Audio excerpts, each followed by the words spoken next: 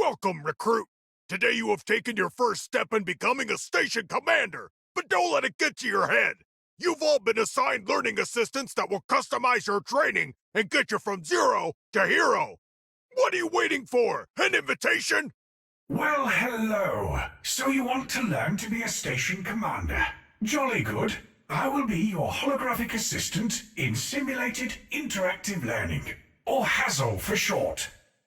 In this brief 3,750-hour guide, I have assembled for you, personally, all the do's, don'ts, maybes, maybe nots, and a full breakdown of the entire universe, itemized by species, and their typical daily routines.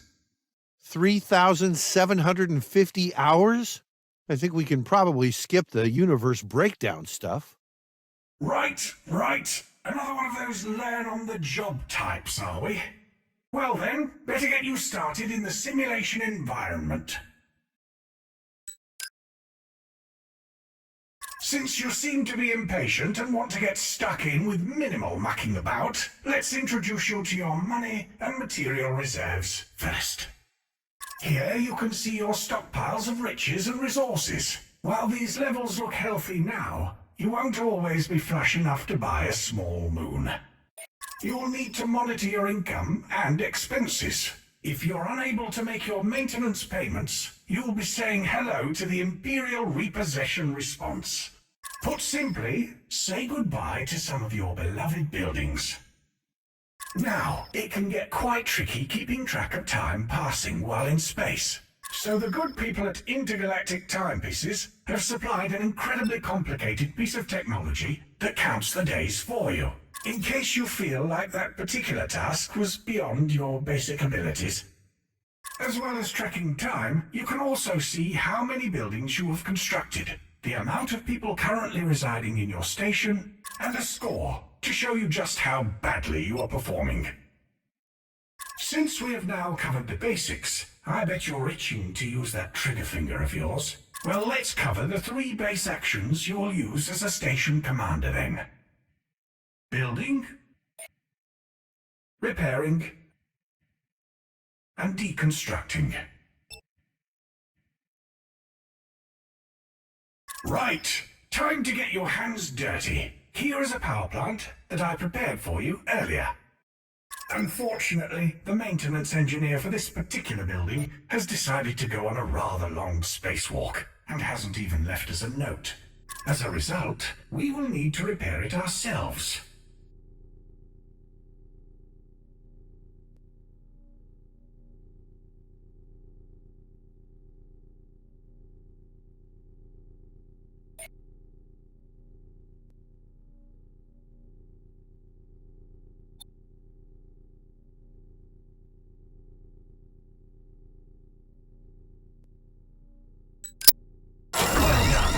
In this case, I don't like where it's placed, so let's deconstruct it.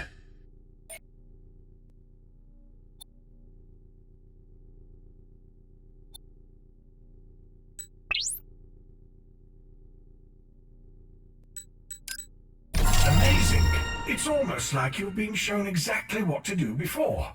Now let's try building a new power plant elsewhere.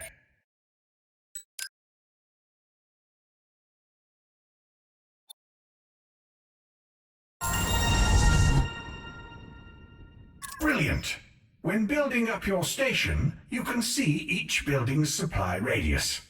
This holographic overlay or supply grid can also be switched on and off in the following location. Go ahead and try it for yourself.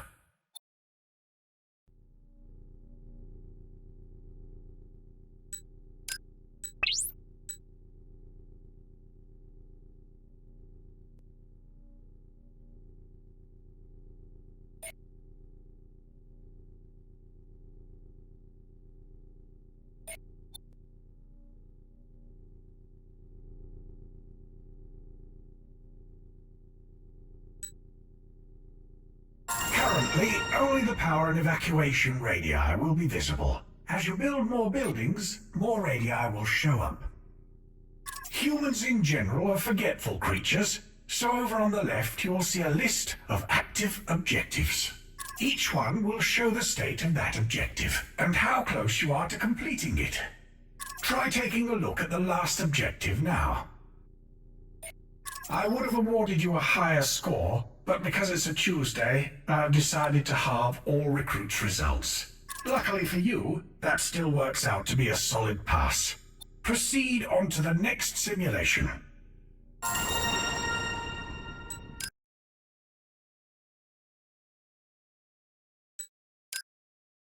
Good job, recruit! Now for the harder side of your training. This stuff will make or break you as a commander, so listen up and pay attention. Good to see you're back. The second half of your training will be based around the functional aspects of commanding your station. If you grab your training handbook and turn to page 3094, marked Introduction to Station Operation, we can get started.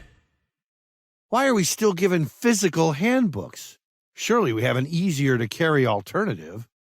Ah, yes, I'm glad you asked. The operations manual, made up of a mere 9,855 pages, can also double as a weapon if you're ever boarded by an alien species with a weakness to paper and/or heavy reading. Right. The lifting of this tome can also be used as a workout routine, or it can be fashioned into an effective device used to plug holes in walls of your station. Due to its versatility, every trainee station commander is required to carry one of these books on their person at all times. Ugh, no need for that gym membership then. Quite. Let's get you loaded back into the simulation environment.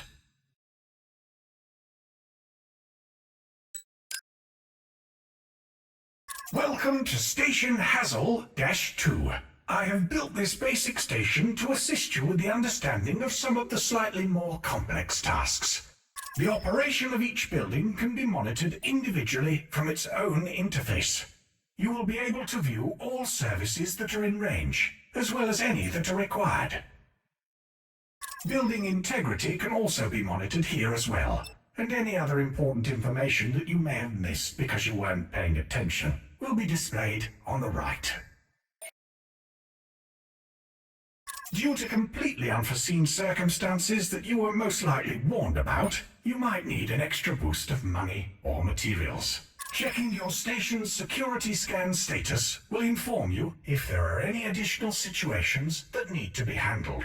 For every situation resolved, the Empire will supply a token gesture of resources to add to your stockpiles. Each situation has two very distinct choices available to you once you locate them: rescue or airlock. While the recommended action is always the humane one, you might be tempted to eject those annoying lost relatives into the depths of space for the slightly higher financial gain. Keep in mind that giant deep space alien creatures could be lured to your station by the liberal use of the airlock. Why don't you try and complete a security scan objective?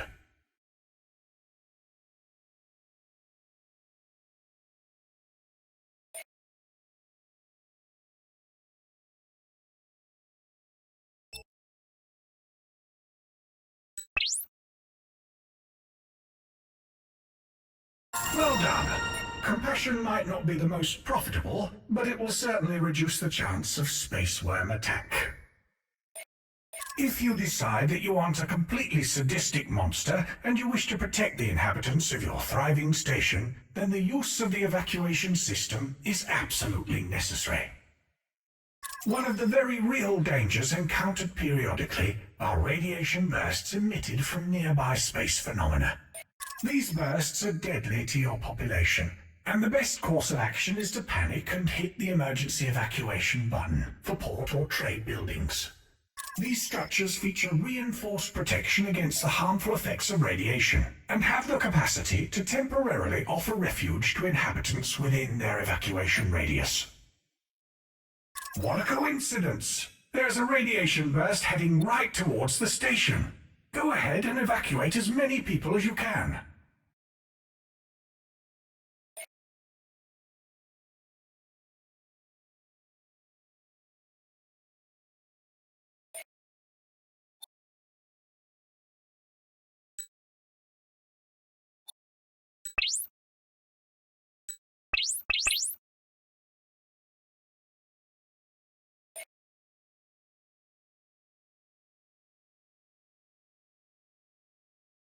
Splendid job. Let's hope the population is evacuated in time.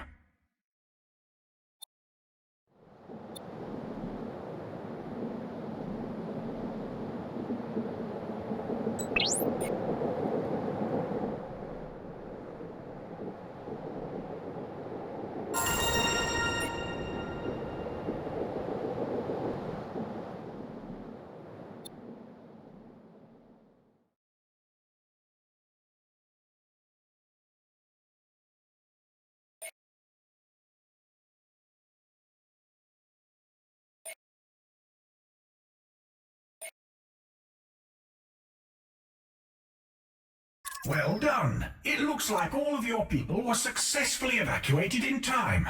You will normally get around 1 stellar day's worth of warning before a radiation burst. This should be enough time to prevent the barbecuing of your entire station's inhabitants. Now that we have covered that eventuality, we should probably cover alternative methods of financial acquisition. As well as, or instead of, relying on your inhabitants to pay taxes, you can also trade with other species and their civilizations. Building a trade hub will allow alien races to offer contracts to exchange money, materials, or skilled personnel.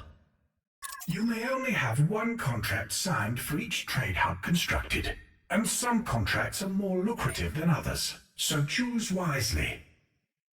Let's construct one of these trade hubs now.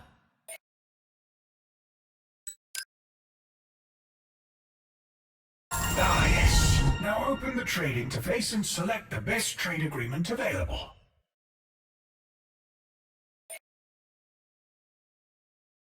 That looks like that's about it. Congratulations, recruit. We had our doubts, but you seem to have defied the odds and completed the training. I believe at your current progression rate, in a mere 29.35 years, you have a 15% chance of becoming mildly useful.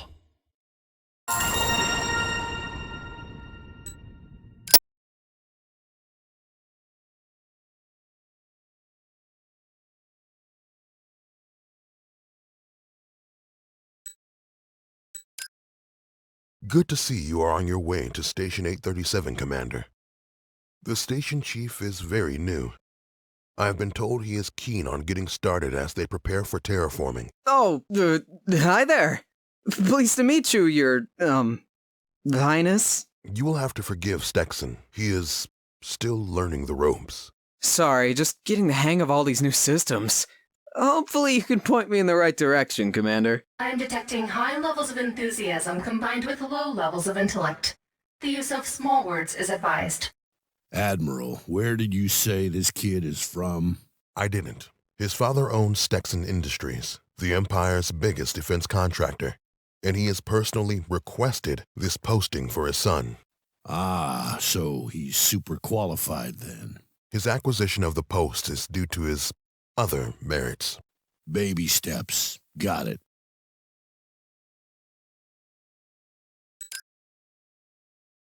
Welcome to Station 837, Commander. I can't wait to get started. Now, where did I put my handbook? I swear I left it around here somewhere. Better start with a power plant then. Let's hope his handbook has lots of pictures.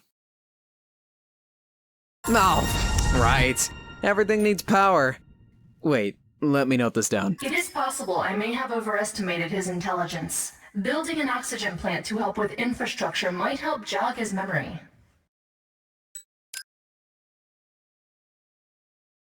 I remember seeing a poster about this one.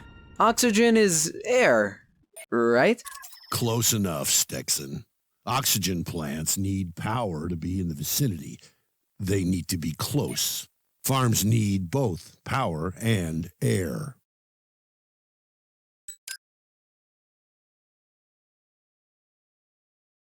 So, what's next? Lunch?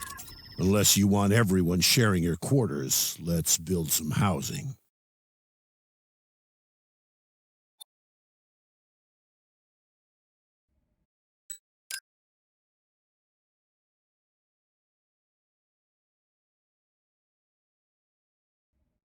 Do you need to explain that more housing will increase the rate of population growth?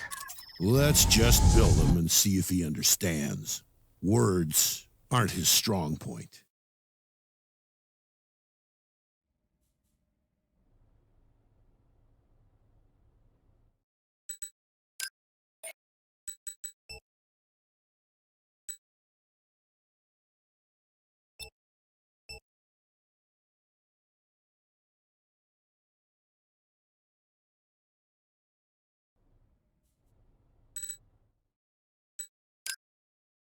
Oh look!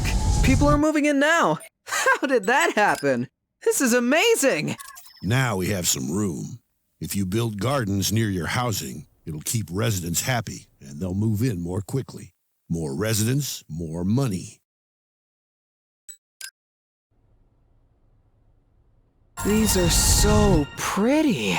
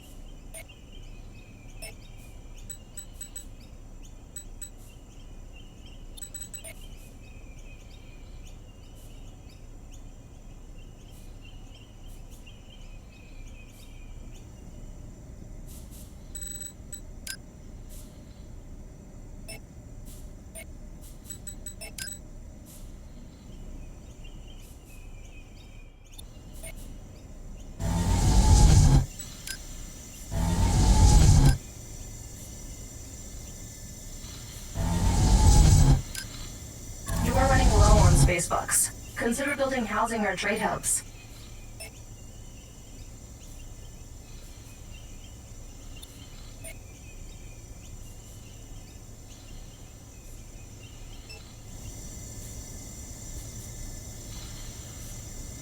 Remember, Stakeson. It's Stexon. That's what I said. Remember, to keep your station running smoothly, you'll want to run regular security scans. Plus, Starport Command will pay for every incident report filed. Oh, paperwork?